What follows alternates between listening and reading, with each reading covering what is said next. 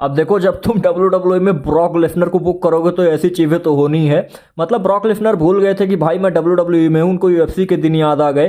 तो यहाँ पे ब्रॉक लेसनर ने भाई अनस्क्रिप्टेड चीज़ें बहुत सारी कर दी। मतलब देखो WWE में स्क्रिप्टेड चीज़ें होती है ना, और भाई ब्रॉक लेसनर ने स्क्रिप्ट के पार जाके कुछ ऐसे काम किए जो कि WWE वालों को अच्छा नहीं लग रहा है। लेकिन यहाँ पे ब्रॉक लेसनर ने पहली बार तो किया नहीं है, ब्रॉक लेसनर ने बहुत बार किया है। एक ऐसा सुपरस्टार जो भाई WWE के CEO विंस मैकमैन के मुंह पे चैंपियनशिप फेंक के मार सकता है, तो वो कुछ भी कर सकता है। और यहाँ पे WWE करेगी क्या, हो सकता है थोड़ा बहुत उनको चार्जेस लगा दें उनके सैलरी के ऊपर, अथवा ऐसा कुछ कर दे, लेकिन ब्रॉक लेसनर डफ नॉट केयर एट ऑल। अब देखो आज मैं यहाँ पे बात करने वाला हूँ कि क्या ब्रॉक लेसनर ने जो किया वो सही था या नहीं था। अब देखो अगर कंपनी के हिसाब से सोचोगे ना तो बहुत गलत किया, क्योंकि देखो WWE स्क्रिप्टेड है, वहाँ पे अकेले ब्रॉक लेसनर ने अपने मन के काम किए, बाकी जितने भी रेफलर थे वो तो कंपनी के हिसाब से चल रहे थे ना। जितने भी रेफलर थे, देखो बॉबी लैशली ने स्पीयर मारा ब्रॉक लेसनर को, तो उसने अपने से नहीं किया होगा, उसको ऐसा कहा गया था, उसके स्क्रिप्ट में ऐसा था कि भाई तुम जाओगे ब्रॉक लेसनर को एलिमिनेट करोगे और ऐसा कुछ करोगे। अब देखो WWE में ना जो बड़े स्टार्स होते हैं ना, उनके पास फ्रीडम होती है अपने मैचेस को बुक करने की। मतलब वो अपने मैचेस को कंट्रोल कर सकते हैं, वो WWE क्रिएटिव्स को बता सकते हैं कि मुझे ये चीज़ें अच्छी नहीं लग रही हैं और मेरे हिसाब से ये चीज़ें अगर नहीं होनी चाहिए, तो WWE उस चीज़ को देखती है। अब देखो आपको याद होगा शायद तक ब्रॉक लेसनर वर्सेस जिंदर महल का मैच होना था, लेकिन भाई ब्रॉक लेसनर ने जिंदर महल के साथ मैच देने से मना कर दिया था। वहाँ पे ब्रॉक लेसनर को जिंदर महल इतने बेहतरीन चैंपियन नहीं लगते थे, और यहाँ पे भाई उस कारण से ना फिर WWE को पूरा चेंज करना पड़ा।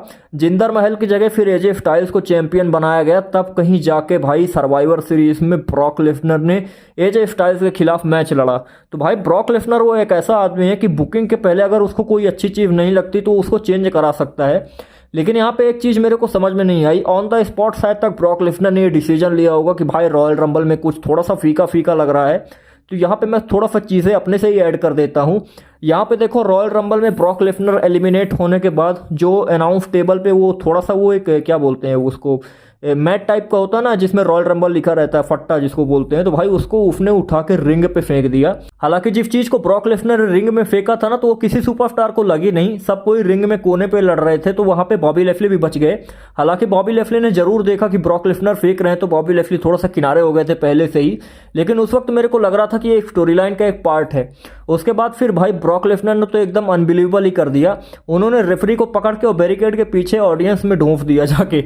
तो भाई मेरे को लगा कि हो सकता है कि ब्रॉक लेसनर ने ऐसा किया होगा, क्योंकि देखो बहुत बार ब्रॉक लेसनर को ऐसा बुक किया गया है। आपको शायद तक याद होगा जब सेथ रॉलिंस ने रेसलमेनिया में ब्रॉक लेसनर की चैंपियनशिप छीन ली थी ना कैश इन करके, उसके बाद मंडे नाइट रॉ में भाई ब्रॉक लेसनर ने माइकल कोल को भी F5 मारा था, उसके बाद कैमरामैन को 2 या 3 बार F5 जड़ दिया था। तो यहाँ पे बहुत सारे लोग कमेंट किया करते थे कि भाई ब्रॉक लेसनर को देख के ऐसा लगता है कि रेसलिंग रियल पे हो रही है, लेकिन यहाँ पे भाई ब्रॉक लेसनर ने उसको सीरियसली ले लिया, एकदम कुछ ज़्यादा ही रियल कर दिया ब्रॉक लेसनर ने, और जैसी उम्मीद नहीं थी। अब देखो इतने बड़े सुपरस्टार से आप ऐसी चीज़ें उम्मीद नहीं कर सकते हो। अब मैं ये तो नहीं बोल रहा हूँ कि मैं ही कंपनी का CEO हूँ, जब बड़े बड़े CEO को ब्रॉक लेसनर ने नहीं देखा तो फिर हम लोग क्या चीज़ है, मतलब फैंस क्या चीज़ है। लेकिन यहाँ पे एक चीज़ ज़रूर बोलना चाहूँगा कि देखो ये ट्रिपल एच का ज़माना है, और अगर ट्रिपल एच ब्रॉक लेसनर को थोड़ा अलग तरीके से बुक कर रहा है ना, मेरे को तो लगता है कि देखो ट्रिपल एच जिस तरीके से ब्रॉक लेसनर को यूज़ कर रहा है ना, यहाँ पे आपको देखने को मिलेगा बॉबी लैशली का जो ऑन हैंड साइज है वो ब्रॉक लेसनर के कैरियर के ऊपर थोड़ा सा ज़्यादा पड़ रहा है। ऑन हैंड साइज का मतलब ये होता है कि एक अपोनेंट्स का ऑरा, एक मतलब एक अपोनेंट का इम्पैक्ट कितना बड़ा पड़ रहा है आपके ऊपर। तो यहाँ पे इम्पैक्ट जो है ना बॉबी लैशली का ब्रॉक लेसनर के करियर पे बहुत ही ज़्यादा नेगेटिव पड़ रहा है। मतलब इसके पहले ब्रॉक लेसनर आज तक ऐसे कभी बुक किए नहीं गए थे। अगर आप क्राउन ज्वेल में देखोगे ना तो ब्रॉक लेसनर बच गए थे मैच को हारने से, मैं तो ऐसे ही मानता हूँ। जिस तरीके से ब्रॉक लेसनर ने काउंटर करके बॉबी लैशली को से मैच जीता था ना, तो वहाँ पे वो ब्रॉक लेसनर के टाइप की बुकिंग नहीं थी। ब्रॉक लेसनर एक ऐसा सुपरस्टार है जो भाई F5 दे के, सुप्लेक्सिटी मार के अथवा कैमोरा लॉक लगा के जीतने के लिए जाना जाता था, लेकिन यहाँ पे भाई ब्रॉक लेसनर ने कुछ अलग ही तरीके से इस मैच को ख़त्म किया था। तो यहाँ पे हाँ कुछ इस तरीके से भाई ब्रॉक लेसनर की बुकिंग्स हो रही हैं। और यहाँ पे अगर रॉयल रंबल की बात करूँ तो देखो फिर पता लगेगा बाद में कि क्या एलिगेशंस लगते हैं ब्रॉक लेसनर के ऊपर, लेकिन आई डोंट थिंक कि ब्रॉक लेसनर को ये लोग रिमूव करने की कोशिश भी करेंगे। भाई AEW बैठा हुआ है और फिर ब्रॉक लेसनर मूडी आदमी है।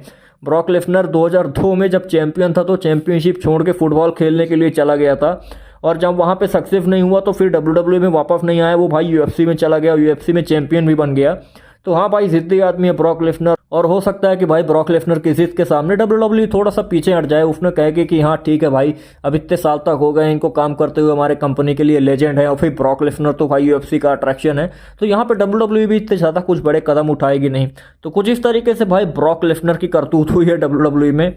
और यहाँ पे आप कमेंट करके जरूर बताओ कि ब्रॉक लेसनर किस तरीके से बुक किए जा रहे हैं, आपको ब्रॉक लेसनर की बुकिंग पसंद है या नहीं, वो आप मेरे को कमेंट करके जरूर बताना।